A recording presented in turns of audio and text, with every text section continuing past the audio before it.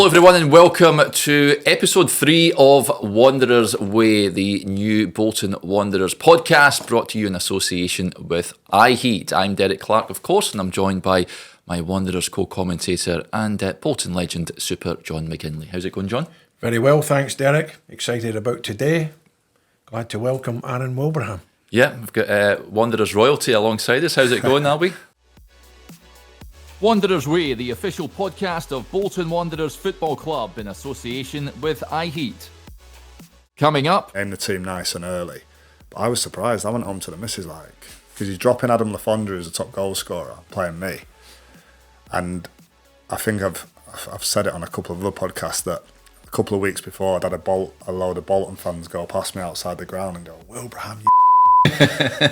So I knew I wasn't the most popular person, and it was more the fact that I knew the fans would want two up top. We need to beat Forest and we need Burton and Barnsley both to lose.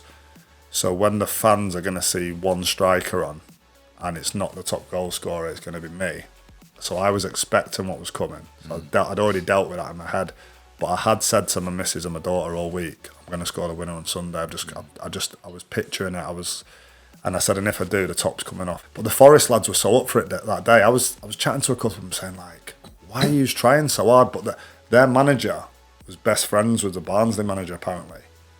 And he didn't want them to get relegated, obviously. So he'd had them in all week doing shape and what they were going to do to us. And they were definitely up for the game. If you look, I've watched that goal, no joke, probably 2,000 times. Yeah. And if you look at the reaction of the Forest defenders, they're punching the floor, they're fuming, which I actually quite like when I'm watching it. But so it's best feeling ever. Definitely the best moment of my career. Best goal, everything, just because of what it meant. And again, proved a little point to everyone and was just the best feeling ever. And Aaron Maul is, a great lad. I'm good friends with Aaron anyway. It's funny because my wife's dad is best friends with Aaron's granddad. So I've been with my wife for 23 years. So it was funny because I met Tony Morley, Aaron's granddad, years ago, and he said to me, "Hey, you want to see my grandson kick a ball?" And I said, "How old is he?" He's like 4.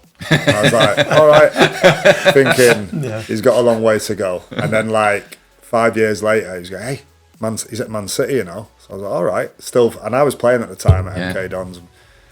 And I was thinking, oh, well, he's at City, but I'm thinking, still, doesn't mean nothing being an academy, really. And then I saw he made his debut for Rochdale, so I thought, he's done well, and then I ended up on the same team as him. Wanderers Way, the official podcast of Bolton Wanderers Football Club in association with iHeat. Got Wanderers royalty alongside us. How's it going, Albie? All good, boys. How are you? Good. Yeah, very good. Very good. Yeah, good to have you alongside us. How you keeping? Yeah, I'm good, thanks. I was working out the other day, actually. I think been retired 5 years this month, and it seems like 2 minutes ago. Yeah.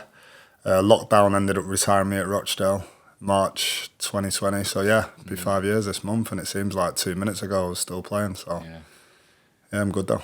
You're keeping yourself in trim though. You're speaking off air. You're playing paddle, which seems to be all the rage at the moment. Yeah, to be fair, playing a bit of paddle, getting in the gym a couple of times a week. I did, when I first went into management at Shrewsbury Town, I did put on about 12 kg. Hid it quite well under my big coaching gear, but decided to get back in the gym and lose in about January 2022. I just got back in the gym and thought, come on. Yeah. All my clothes weren't fitting me and that, so I managed to keep the weight off now. Good stuff. Do you miss playing? We'll look back at your career, and obviously we're going to look back at that game, that goal, but do you miss pulling the boots on? I think because I dragged it out until I was 40, I think my body had enough, to be honest. I had multiple operations and my body was ready to stop in the end. And I don't miss it because I feel like I maximised the length of my career, and I can look back and be like, it was definitely time to stop. Getting to 40 was a massive milestone for me, which I wanted to reach. So and the fact that it took a pandemic to retire me, I just had to kind of let it be. But I still enjoy watching and stuff, but I don't really miss playing because the body was ready to stop, to be honest. Yeah, always wanted to be a player, I'd imagine, growing up. Was that always the dream? Yeah, bit cliche, but always kicking a ball around wherever I went. And I think the local team near me only started under 9s back then. I know now you get your City and United's taking lads in at 5 years of age, don't you? But I think the earliest we started back then was under 9s, and I was 7 playing for an under 9s team, which I felt did me quite good playing 2 years above my age. I was always quite tall, so I got away with the physicality side of it. And yeah, just love football. Obviously, you don't know you're going to make it. I just always enjoyed football, playing for the school team, the local side. And I think I was still playing for my kind of Sunday League side at 15 when I got spotted by Manchester City, which I ended up doing under 15s and under 16s at City. Yeah. Were you always a striker? No, to be honest, started off as a centre-back and then I moved into centre midfield for years, to be honest. And I think it wasn't really until I went into Man City that they put me up top. And then I continued that going to Stockport County as a YTS. And yeah, from there, always stayed up front after that. Did any heroes? I mean, you're a City fan, weren't you? Growing up with any idols that you had? To be fair, my 2 players, I always loved Niall Quinn and Gary Flitcroft, centre midfielder. Those 2 were the ones I had on the back of my shirt growing up and stuff. But I think for me, Dennis Bergkamp was always someone I looked at as a bit of an idol, a bit of my favourite player when I was growing up. Definitely Bergkamp. Yeah. Do you find that transition for, like you say, you started off as a defender, midfielder? Did you have an eye for goal? Did you find it easy for you? Yeah, I think I always enjoyed scoring goals in my school team. And from midfield, I always scored a lot. But I think the height and being a bit of a target man came into play once I went into the professional clubs, and they saw that as a number 9 kind of role. And yeah, I always had an eye for goal and always enjoyed playing up top, to be honest. As a midfield player, were you kind of box to box, getting in late into the box, getting your finishes? Yeah, funny enough, years later when I was at MK Dons under Martin Allen, he actually played me in centre midfield in League 2 for MK Dons, and I scored 9 from midfield by November, and then I had to have an ankle operation, cut my season short, so I was a bit disappointed. But yeah, I like you say, arriving late into the box, I knew how to time my runs quite well off the strikers, which obviously helped from me playing up top. But yeah, actually had a little half a season for MK Dons in the centre. Went back to the old school roots. Their time, I mean, at City coming through the academy and things, the youth team, were you let go? How did the move to Stockport come about? And was that difficult when you left City? Yeah, I was a season ticket holder at Man City. My nan and granddad used to take me from the age of 7, so I'd been going for 9 years. And obviously to pull the shirt on for under 15s and 16s, I was buzzing being a City fan and playing for the team. So when they released me and didn't offer me a YTS, I was devastated. I cried all the way home in my mum's car, and I was devastated, to be honest. And then it was actually my old PE teacher from Knutsford High School just offered me the chance to go into Stockport on trial. They'd already kind of took on the YTSs, the youth team scholars that they were going to take, and I ended up going in on trial for about 4 or 5 weeks, and then managed to get a 2-year YTS off Stockport at the time. So yeah, that's how it came about. And then was in Stockport's youth team for a year, did quite well, and then I think Dave Jones was first team manager at the time. He went to Southampton. Gary Megson took over, and he made me train with the first team pre-season when I still should have been a second-year YTS. And after that pre-season, he offered me a 3-year professional deal straight away. I think he thought Dave Jones was going to try and take me to Southampton. I remember him saying it to me. And he convinced me that I'd be better off staying at Stockport, more of a pathway into the first team rather than getting stuck in the system at Southampton. And I decided to do that, and it worked out well in the end. So YTS, are you cleaning boots and all that, and the ground and everything? Yeah, cleaning boots, the corridors at Edgeley Park, sweeping the corridor, and you have your different jobs. But no, I enjoyed it. We had a really good set of youth team boys there, and you kind of get that camaraderie of each other. And yeah, I enjoyed it. But it's quite funny because when I signed pro after a year, when I still should have been a YTS, I had one of my mates then cleaning my boots, but they all wanted to because they knew I wouldn't moan if they were dirty, whereas some of the other boys were a bit precious about it, so they're like, let me clean your boots up. So, because they never probably did them, to be honest. But no, I remember with my first pro wage packet, I took all the second years out on a night out as a bit of because I felt like I was not deserting them a bit, but I wasn't training with them anymore. I was still playing youth team games, training with the first team, but I just wanted to keep in with them because they were the lads who'd helped me get to that position and stuff, and I always kind of stayed close to them. And yeah, I ended up making my debut later that season. Gary Megson, like I say, was manager. He was an ex-Man City guy as well. and we sold Alan Armstrong to Middlesbrough for around 1.5 million, and he just pulled me in and said, listen, we play Man City at Main Road on Saturday. I think it was Grand National Day 1998, if I'm correct. George, remember your debut, don't you, John? But he said to me, he just said, I know you're a City fan. I know they released you. You've got your season ticket there. I'm going to give you your debut against City. And I was just like, wow. So I had to give him, because I used to still go and watch City. I used to play for Stockport's youth team on a Saturday morning, and they'd always the fixtures, like they work out with City and United now, they'd make sure Stockport were away when City were at home. So when the first team would go away, I'd go across the Main Road. So I had to give my mum a season ticket to go with my nana while I went and played on the pitch. So it was just a dream debut, really. And it was Sean Goater's debut for Man City as well. I always remember that. And I had about 33 families spread around the ground, sisters, mates, everywhere. I managed to get my hand on a load of tickets off the lads and stuff. And then, I think it was 5 minutes in, Goater scored on his debut, put them 1-0 up, 32,000 people singing Blue Moon. I was nearly joining in with it. And then straight from the kickoff, we kind of did that old-fashioned kickoff where you set it back, big diag to the winger, and then I think it broke into the left winger's path. He whipped it in, and straight from the kickoff, I've just left foot volley, scored on my debut. And because it was literally 30 seconds after they'd scored, the whole ground went from buzzing to just complete silence, and you heard about 1,200 Stockport fans at the other end of the ground just erupt. And my mum had the still pictures in the house of me running off. I just don't know what to do, because I just don't I'm just running off, what's happened? And everyone's jumping on me because they knew the situation, the occasion for me.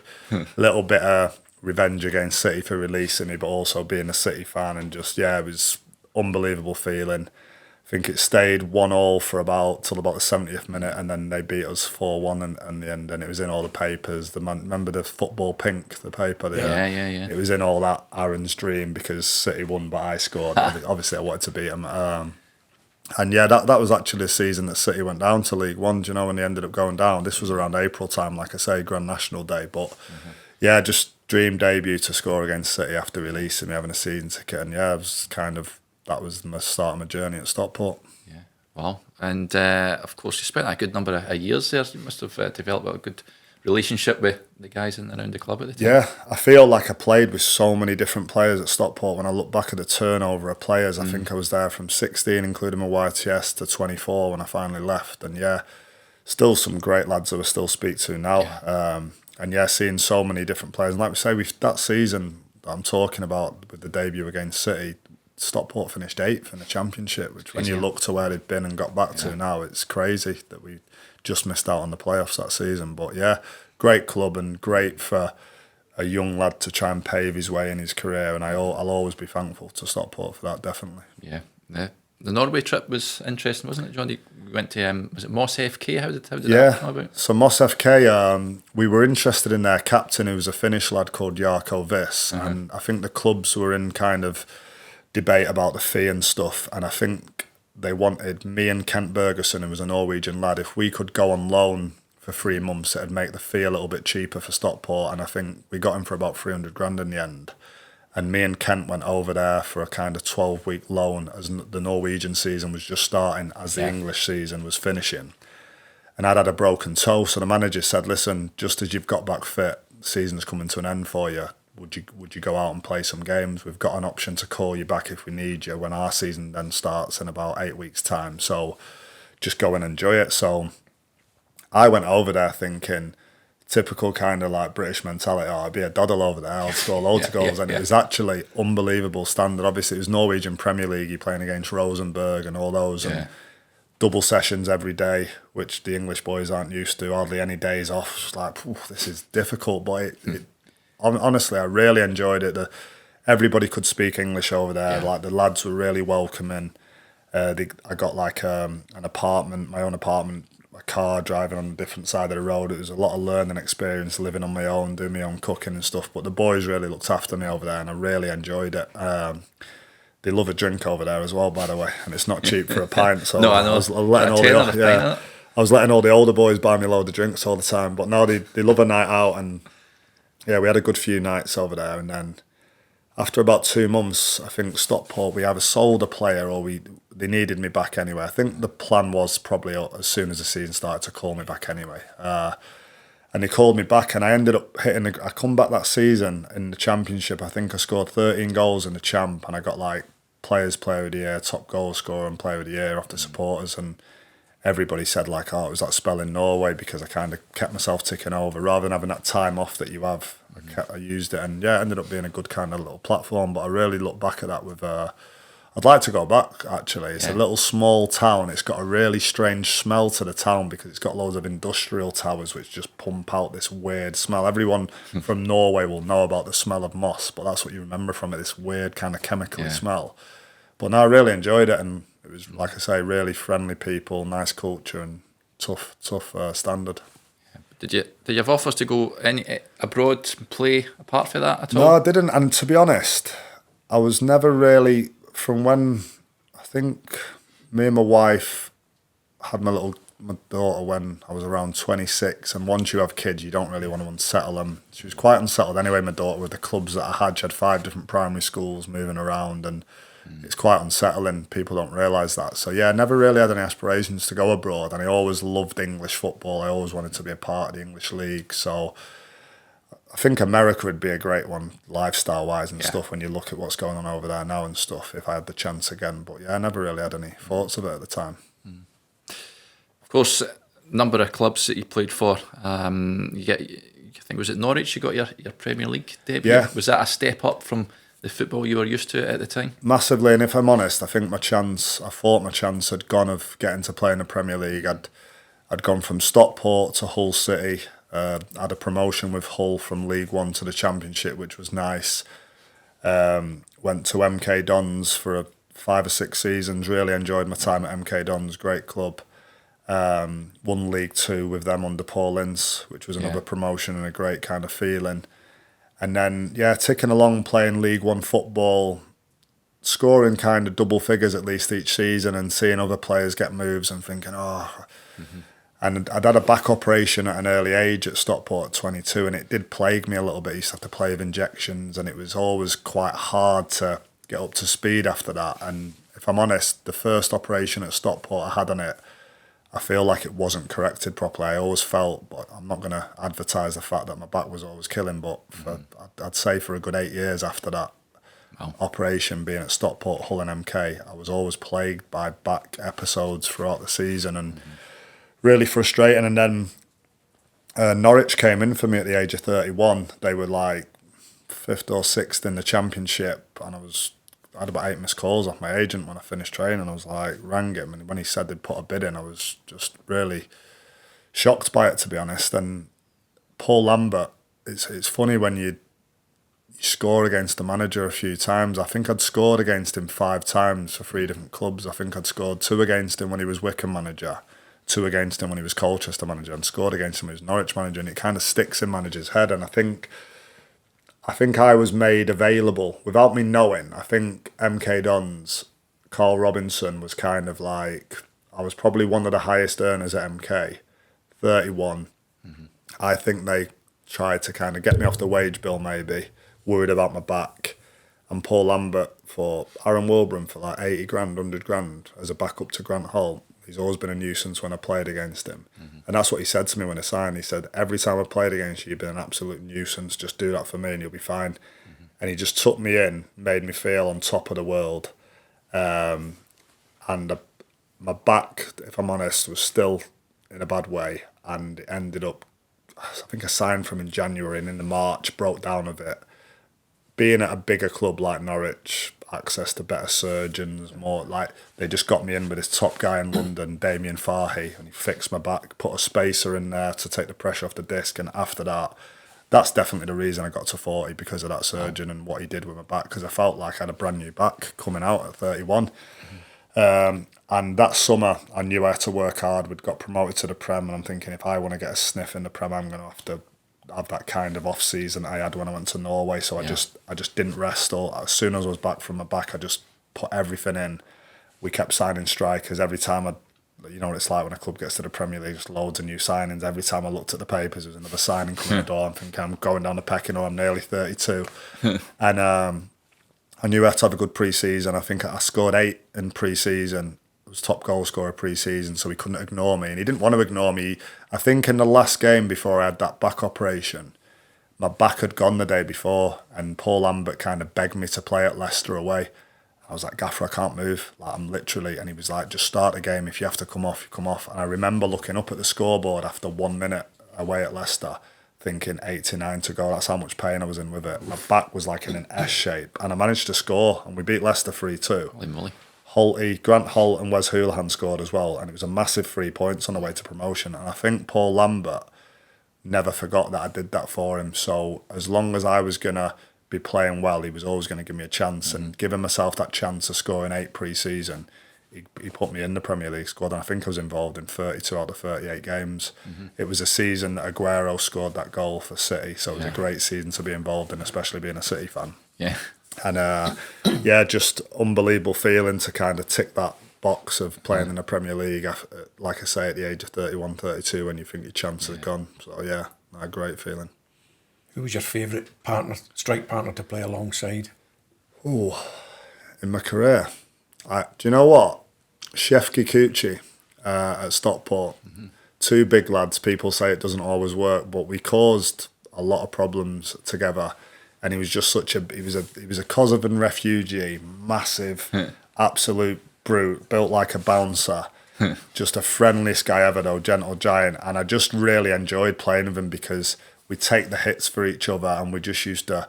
I've spoke to loads of centre backs now. I've retired. Who used to say, "I used to hate playing against you and Kuchi." Like it comes up a lot, but I'd say definitely Shefki was one. Sam Baldock at MK Dons and Bristol City was a really clever striker, different big man, little man scenario. Grant Holt was a great lad to play up top with. Again, the Shefki, the 2 big man kind of. I'd say those 3, yeah. Shefki, Sam Baldock and Grant Holt were the 3 who I like playing with. Would you have liked to have played up alongside Albie, John? Absolutely. Yeah, I think that'd have worked? we would have done well together, without a doubt. Yeah, we would have done. Yeah. For a fact. Yeah. I mean, let's talk about Bolton, of course. How does that move come about? Because you're at Bristol City at the time. Bolton come calling. Tell us about how the move happened. Yeah, it's funny because I watched my interview after that Bolton game where I scored the goal. I watched it a couple of days ago. It came up on YouTube, and I talk about a knee injury that I'd had during the off-season for Bristol, that season before I joined Bristol, and the fact that I'd had to get fit in front of the Bolton fans. So the Bolton fans are looking at me at 38, but I'm not fully fit. So I'd had a bad injury against Blackburn the season before for Bristol, and my contract was up for renewal, but at kind of 37, I'd still made 36 appearances. I'd still scored 7 goals in 12 starts. I'd still had quite a good season and was keeping a lot of players out the team or out the squad who had been brought in on a lot more money than me. So, and I was club captain. So they offered me a contract. I won't go into details, but they reduced my wage by it's by about 70%. Because of my age, and they said it's a fair offer for someone who's that age, which it was, and they were clever because business-wise, I wasn't going to get that money anywhere else as a 37-year-old. But for me, I felt a little bit sour taste in the mouth. The fact that I'd won the league with Bristol, captain, won the Johnson's Paint Trophy at Wembley, we'd then established ourselves in the Championship, and this was their offer. I felt a little bit like not. Considering the players they were bringing in on the money that were coming in, I was still down there as one of the League One boys who got promoted. So I was a little bit disappointed in that, and it kind of went on all summer. And in the end, I signed the contract, but Lee Johnson, kind of manager at the time, he'd been in the same position as a player when he was up in Scotland, I think at Kilmarnock, and he said, listen, it's nothing personal, it's the club's decision, but if anything comes up north, where you can be moved back with your girls, because my daughter and wife were living up in Wilmslow near the airport, and he said, if anything comes up north, you can go on a free, you've got my word. So I was like, okay, fair enough. But I think him knowing I was turning 38, he probably thought that'd be a Morecambe or a Bury. Bury was still going at the time, Rochdale, somebody like that. He probably wasn't expecting it to be Bolton in the same league, rivals in the same division. But Mark Little had signed here from Bristol City that same summer, and he was kind of messaging me and ringing me saying, I'll be like, we're desperate for a target man, and we're having all these trialists in from like Finland and Norway, and they're not the best, mate. You need to get your agent to get on it, because we're not allowed to sign people, but we can take people on frees. And I'm thinking, well, Lee Johnson's fine to promise me that I can go on a free. Mm-hmm. So I kind of manipulated the situation really with my agent and just said, like, speak to Bolton, because I'd been playing Championship like for Bristol for 2 years on the bounce. So like, surely they'll take a punt. I'm coming back home. I'm a Manchester lad. So yeah, my agent come back to me and said, yeah, they're really keen. And it just came about through that really. I came and I met the gaffer Phil Parkinson, Steve Parkin, at the training ground, did a bit of a medical with him. I'd never had that before, but I actually got took out on the training field for a bit of a session. Butts was in goal, the old goalkeeper coach. Parky was whipping balls into me, like, and I had a full-on medical, but it was like, let's see if you can get hold of the ball, let's see if you can score goals. And it was like, Butts said to me afterwards, because he was in goal, he was like, we've done that with every player we've signed. He goes, that's the best anyone's ever done, mate. You're 100% going to sign after that. I was sticking them past Butts left, right and centre. But no, I feel like I did really well. And then, yeah, I signed a 1-year deal. I was happy to be coming back home. But like I said, I'd had this knee injury. I was just coming back from this medial ligament, and it was quite a bad injury. So I had to get pre-season. I'd had a bit of a stop-start pre-season. I hadn't done the first couple of weeks at Bristol. So, yeah, no, I had to get fit in front of the fans, if you know what I mean. Every time I got a chance, it was like, because they're thinking, it's 38, is he getting on a bit? I'm not moving it. And it was a constant battle that season. My knee was still really sore, and I just wanted to do my best. I wanted to prove to people still that I could still do it. And I didn't play a lot that season. Gary Medine was doing really well, and Parky was only playing one up top, which the fans didn't really want. They kept asking him to play two, but he wasn't doing it. And we were down in that kind of bottom three, and then Gaz got his move to Cardiff in January, and I thought, right, I was feeling fitter, I'm ready now. The gaffer will give me a chance, and he didn't. He opted to play Adam Lafondre still up top on his own with Josh Vella in behind, and the results still didn't come, and that was a frustrating thing for me. I just wanted a chance because we weren't winning games. If they're winning every week, you know, it's like, John, you just have to kind of bite your tongue, but I wanted to be given a chance because I felt I could help. And yeah, it came. Sorry, you asked me how it came about. I've gone into the whole season, but yeah, it came about through Mark Little, and just a bit of a frustrating first half of the season leading into what happened at the end. Yeah, I was going to ask you about that. You didn't get your first win till, was it October time? But was there always sort of a belief there? And if you weren't playing, was it a chap on the door, the manager saying, what's happening here? Yeah, I was never the type to go kicking a manager's door down, because I think they've always then got it back in their locker to throw back at you if you then have a bad game. Oh, you come in my office giving it this and that, and you do. So I'd always just try and prove them wrong by the way I trained, and kind of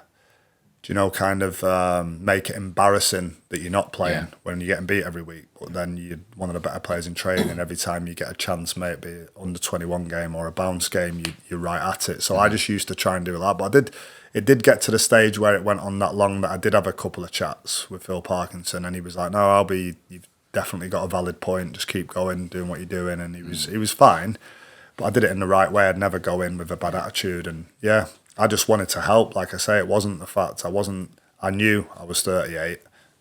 Like I knew I wasn't going to play Saturday, Tuesday every week, but I felt there was times when he could have stuck me in for the team. And yeah.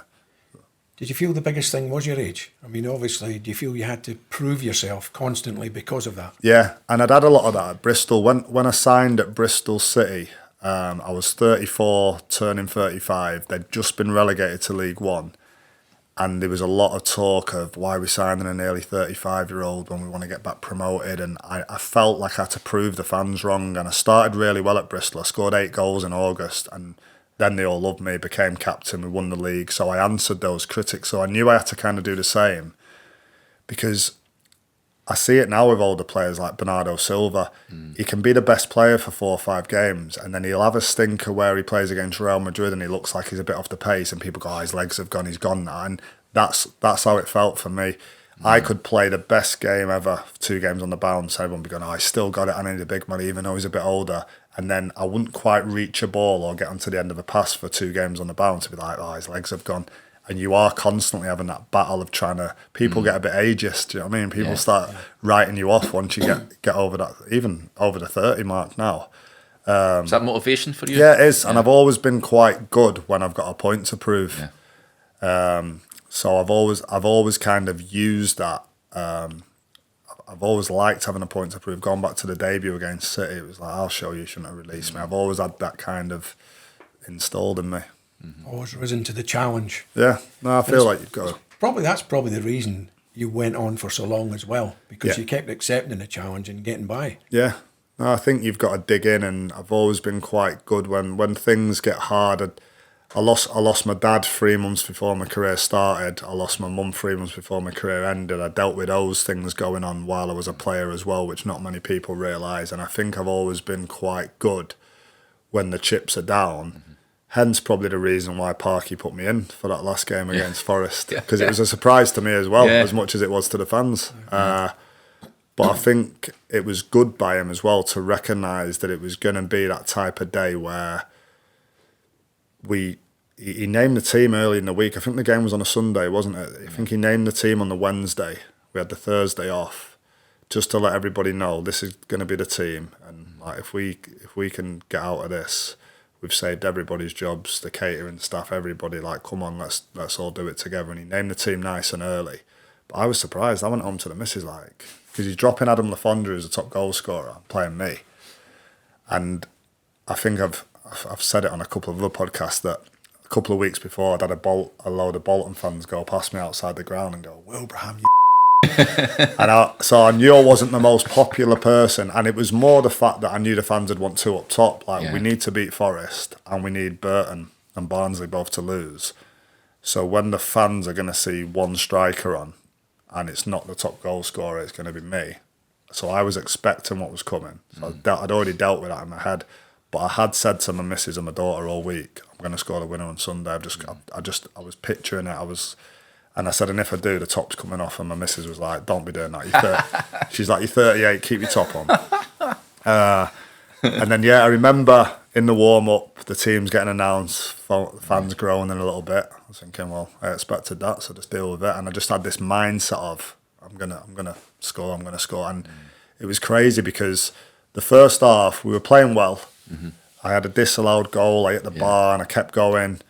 And then 0-0 at half time, and I've said this before as well, because I'm not really a religious person, but I believe there's people up there who watch down on you and stuff. But I remember going to the toilet at half time, and I was rinsing my face and looked in the mirror, and I said, Dad, Nana, my Nana and Dad had passed away. I went, Dad, Nana, I need you, come on. And I said it out loud in the mirror to myself, and I've never done anything like that, but I just said it. And we went back out second half, 0-0. Getting a bit frustrating, the fans were getting a bit tense. You don't really know. You'd have played in games, John, where you rely on the results, but you don't know. You hear whispers, the fans celebrate 1 minute, then they're all discussing something else, but you want to concentrate on the game. And all this was going on for the second half. Then Alfie comes on, scores, puts us 1-0 up. I'm like, right, buzzing. Let's just hold on to the win. And then Forest just go bang, bang and score 2, and the whole stadium just went flat. But in my head, it was like the script was written, and I'm not just saying all this now because the way I was all week, the thing at half time, I was thinking it's not over yet. And even when Wheats bobbled that equaliser in off his shin in the 86th minute, I was still thinking, it's not over, let's keep going. And just the way that 88th minute goal came, I remember it, Mark Howard, long goal kick, Carl Henry flicks it on, and then I see Alfie run into the channel. Now, I played with Alfie at Stockport as a young lad, and I'd played with him obviously for a full season at Bolton, and he's running on getting to he's going to be nearly running out of play when he crosses this ball, so I'm thinking he's running too fast for it to be a stand-up. It's going to have to be a whip across the front. And I remember kind of following the ball down, and the defender checks to say, right, I've got Wilbraham, I'm in a good position. And as he checks and looks back, I just think, I'm gone. I'm going to get in that space. And if the cross comes there, happy days. And it came there, but it seemed to... I knew I'd gone past the front post, John, so you got to turn your body in the air. And it came, but it seemed to take forever. And I knew it just had to be a slight glance. And then as soon as even after I'd headed it, seemed to take 5 seconds to go in. And then just seeing it nestle in the bottom corner was just like, and hearing the noise, I just remember the noise, and I'm just like, can't get my shirt off because I'm so sweaty, and I've been doing a bit, because I thought, I ain't playing anymore, I might as well get big for Vegas. And the fitness coach kept telling me, stop doing so many weights. I was like, I'm not playing anyway. Every week he'd come in the gym, Albie, what are you doing here again? I'm not playing anyway, Nick, never play me. And then he plays me in the last game, I'm like, oh, too big. It's like you were getting yourself a nick for that game. Yeah, exactly. That was written in the stars as well. But yeah, Sammy Amiolbi's chasing me, trying to grab me, I'm trying to get my shirt off, and then I just remember all the subs coming down, everyone, and then it was like, right, we are not conceding, just do anything to just hold on and tell it. But the Forest lads were so up for it that day. I was chatting to a couple of them saying, like, why are you trying so hard? But their manager was best friends with the Barnsley manager, apparently. And he didn't want them to get relegated, obviously. So he'd had them in all week doing shape and what they were going to do to us. And they were definitely up for the game. If you look, I've watched that goal, no joke, probably 2,000 times. Yeah. And if you look at the reaction of the Forest defenders, they're punching the floor, they're fuming, which I actually quite like when I'm watching it. But yeah, so it's best feeling ever. Definitely the best moment of my career. Best goal, everything, just because of what it meant. And again, proved a little point to everyone, and was like, yeah, just the best feeling ever. When I watched the interview the other day of me, I can just see in my face, I'm just on cloud nine. But yeah, best feeling ever. As you said all the way along, I think it goes a long way. Your attitude's kept you going all season. You know, you felt you were aggrieved because you weren't getting the opportunities, but that will to win and to prove people wrong has kept you going right up until the last whistle. Yeah. And, you know, the celebrations afterwards, you know, I see, you take your shirt off, right? And you've got people hanging off you like they're on a coat hanger, haven't you? Right? And you're walking about them like a big god. And then I look round, you know, and you've got the likes of Wheater's got the top off, Vella's got the top off, like, and all of a sudden I think they've taken a look at you and they're looking to get their tops back on because there's not one ab between the two of them, you know what I mean? And you're ripped. You know what I mean? But the celebrations, I mean, it was probably the best the stadium's seen, you know, since it was opened. Bouncing there. Really. I mean, it was just disbelief. Yeah. And, you know, I'm going to add this one in as well, you know, as a family thing for me. My first grandchild was born at 12:15 that day. Wow. You know, and if it was a boy afterwards, his middle name was going to be Aaron or Wilbraham, take the pick. It was going to be one of them, right? But she was born at 12:15 that day, Hattie. And so it's a special day, not only for what happened on the pitch for the family as well, but it's a day that, you know, we were speaking beforehand before we started this today, and we said, like, the amount of kids and fans that you speak to, you know, and they'll say that's their best moment ever watching this football club. Yeah. You know, because it was just magnificent. It's funny because 2 or 3 years ago, somebody sent me something or sent my wife something on social media saying that a lad in Bolton at a Bolton school, they had to write about their favourite day ever, and he wrote saying that was his favourite day ever, as you just said. So I got in touch with the club saying, why don't we go in, because I had a couple of shirts from that day, why don't we go and surprise him in school and give him a shirt from that day?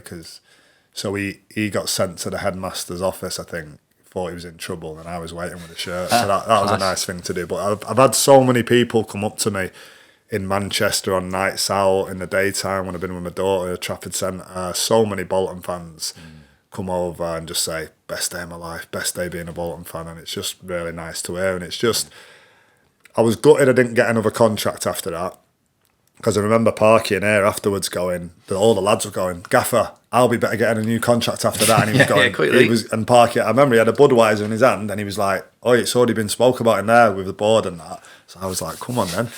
And then it didn't end up getting renewed for whatever reason. But in a way, it's probably better that was my last little show. Do you know what I mean? Because I would have been even older the next year, limping about the pitch even more. No, but it just goes to show that's what you're remembered for, exactly. And that's where you want to leave it, like you said. And it would have been nice to have you for another year, but you know, to finish on top like that, no, definitely. you could never ever beat that, regardless. Exactly. Yeah.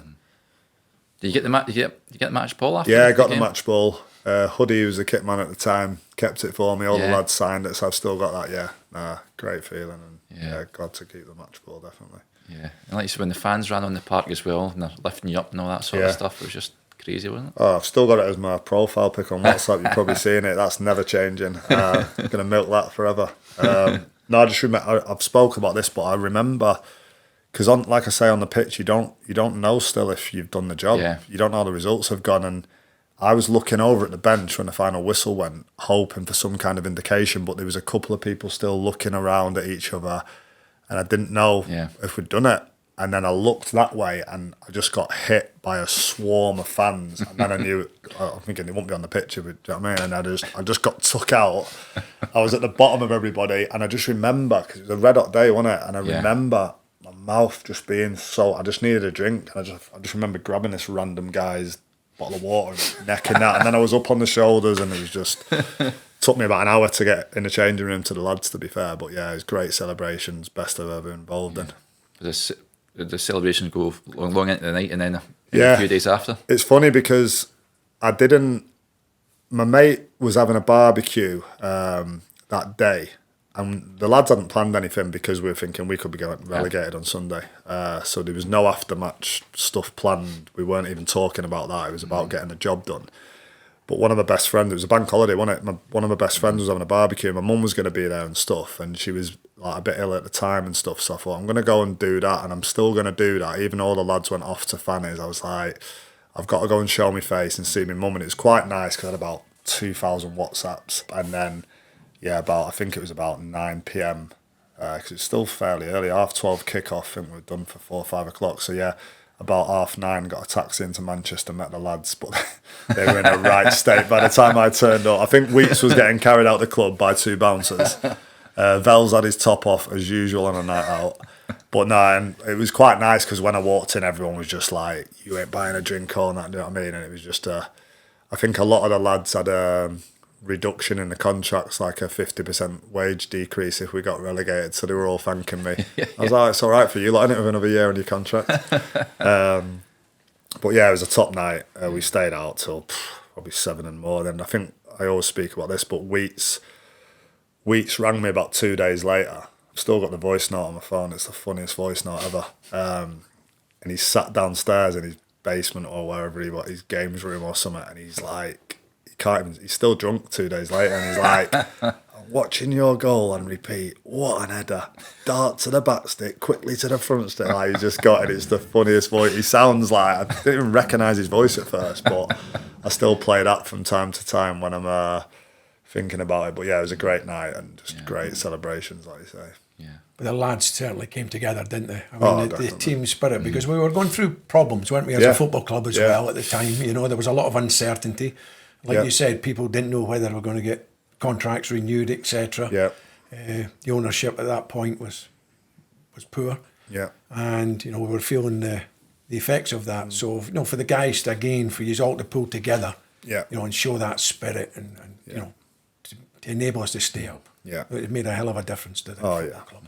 No, it was massive. It was absolutely massive. And I knew that. And to be fair, like Phil Parkinson had said that at the start of the week about how big it was for everyone involved and stuff. So no, it was just the way the results went for us as well, because you can't always rely on other teams. I think it helped that Preston and Derby were both going for the playoffs, so we knew we had a chance of them winning. But yeah, we just had to get the job done. But like I say, Forest made it difficult, and I don't think we'd scored 3 goals all season. So to do it on the last day with 2-1 down with 4 minutes to go, to win 3-2 when you need to, just massive.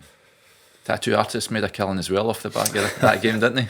So yeah, it was quite funny that a lad tweeted on the morning of the game, if Wilbraham scores the goal to keep us up, I'll get a tattoo of him on my body. And then as soon as I did, my younger brother was like, go on then.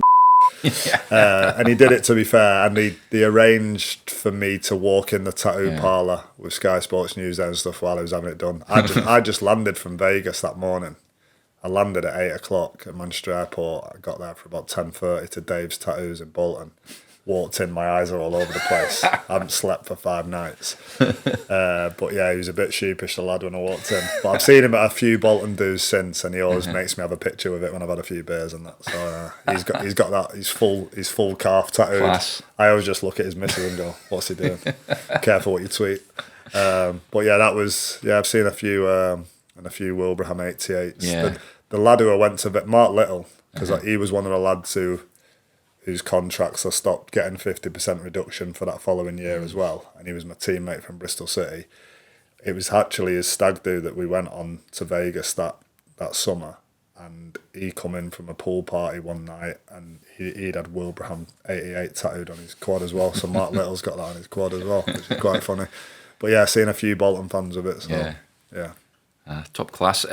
When you left, of course, you had a wee spell at Rochdale to round off your career. Played with Aaron Morley there and young Luke Matheson as well. Yeah. Set up a goal for you. Was it Newcastle you scored? They made a big deal of that with me and Luke, because I think it was a 40-year-old assisted by a 15-year-old against the Premier League team, third round of the FA Cup. Yeah. So and Aaron Morley's a great lad. I'm good friends with Aaron anyway. It's funny because my wife's dad is best friends with Aaron's granddad. So I've been with my wife for 23 years. So it was funny because I met Tony Morley, Aaron's granddad, years ago, and he said to me, "Hey, you want to see my grandson kick a ball?" And I said, "How old is he?" He's like 4. And I was like, "All right," thinking he's got a long way to go. And then like 5 years later, he's going, "Hey, he's at Man City, you know." So I was like, "All right." Still, and I was playing at the time at MK Dons, and I was thinking, "Oh well, he's at City, yeah." But I'm thinking, still doesn't mean nothing being an academy, really. You got to. And then I saw he made his debut for Rochdale, and so I thought, he's done well. And then I ended up on the same team as him. But I was getting told about him when he was 4 years old. It's mad, isn't it, how football is? And he's a good lad, Aaron. I met him about 6 weeks ago when he come back from Wickham. We met in Bury, a little golf simulator, had a bit of a chat and stuff. But he's a good mate of mine, Aaron, good player. Yeah. It's good to see him come back because he obviously went away, did very well at Wickham. Yeah. But to see him coming back and making the impact he's making now, he's the player that we thought we had when we signed him. He did really well when he first came in, and then kind of lost his way a little bit. Yeah. But he's certainly on top of his game again now. And the thing is as well, I think when I saw that he went to Wickham, I thought fair play, because I think he had this season and 2 more in his contract, so he could have sat about thinking, well, I'm getting paid anyway. He'd just had a young baby, so he could have been like, well, I need to stay and support the missus. But he thought, no, if I'm not going to play here, I want to go and play games. And he probably had that bit, I'll prove you wrong as well. Went and done unbelievable for Wickham. They obviously wanted to keep him, but Bolton have done the right thing, called him back, and he's playing and doing well. So fair play to him for going and making that and kind of proving that he's good enough. Yeah.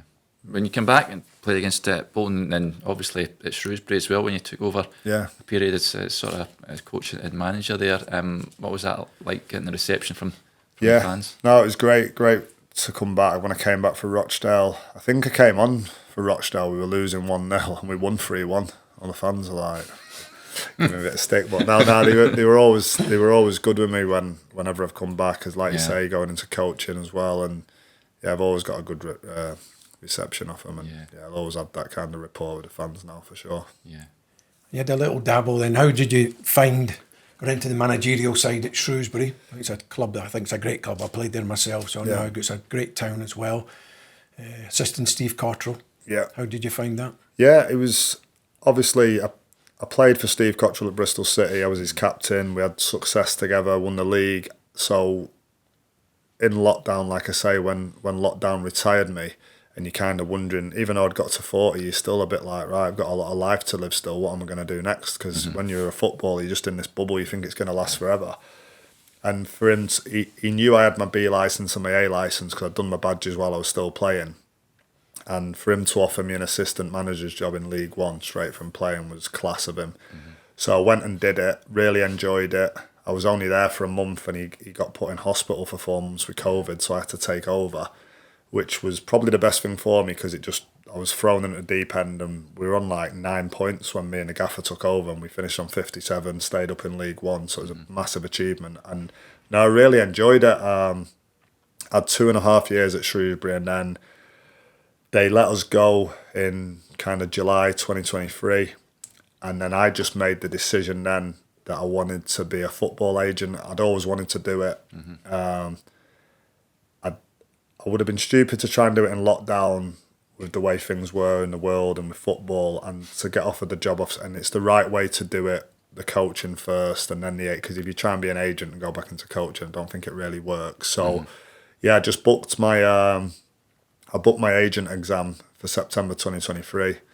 Managed to pass it. It was a tricky exam. 765 pages of revision material. Wow. Not done an exam since school, so it's like, wow. But managed to pass it.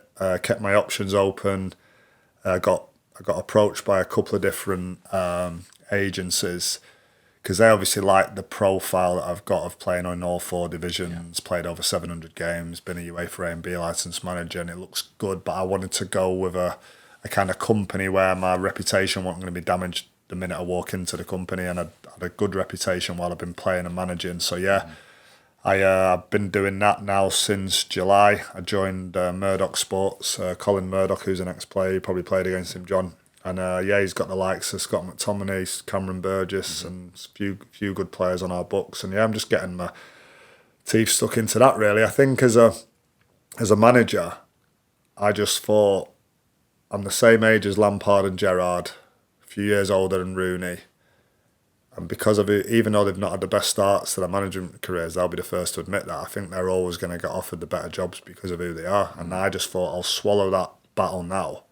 Because if I flip onto the agent side, how many agents have played over 700 games, played in all 4 divisions, and had the experiences for as long as I had, been a UEFA A and B licensed manager, I think I can be really good at mentoring these young lads and kind of any position they find themselves in their careers. I've been there, even in regards to losing your parent, anything, do you know what I mean? Life skills and stuff. And I find that side of it quite enjoyable, the fact that I can help young players. And I think when we play, like when your agent rings you after the game and they've not played the game himself, it's a little bit like, do you know what I mean? You want someone, you've got to be like especially nowadays with young lads the way they are now, you've got to be like a best friend to them, you've got to be mentor.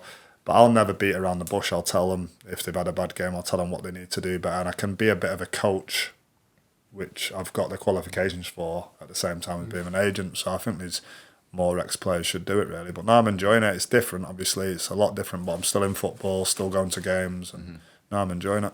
Like you said, I think you get instant respect, don't you? When you walk into a room, you get young players there. Like you said, you've done it every division. Yeah. And it's one of them. I hope they listen to you. Yeah. Because you are a good mentor. Yeah. You lead your life the right way. You look after yourself. So it's got to be the way forward for them. No, I appreciate that, John. Yeah. And I think even when you ring in managers as well, I think you get the respect off them.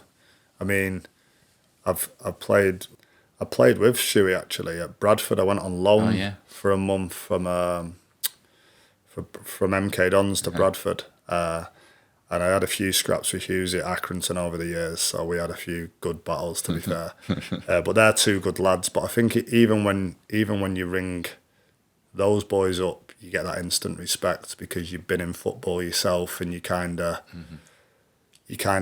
get that instant respect because they know they're speaking to a football person, John. Do you know what I mean? It's just like I think that helps as well, being on this side of it.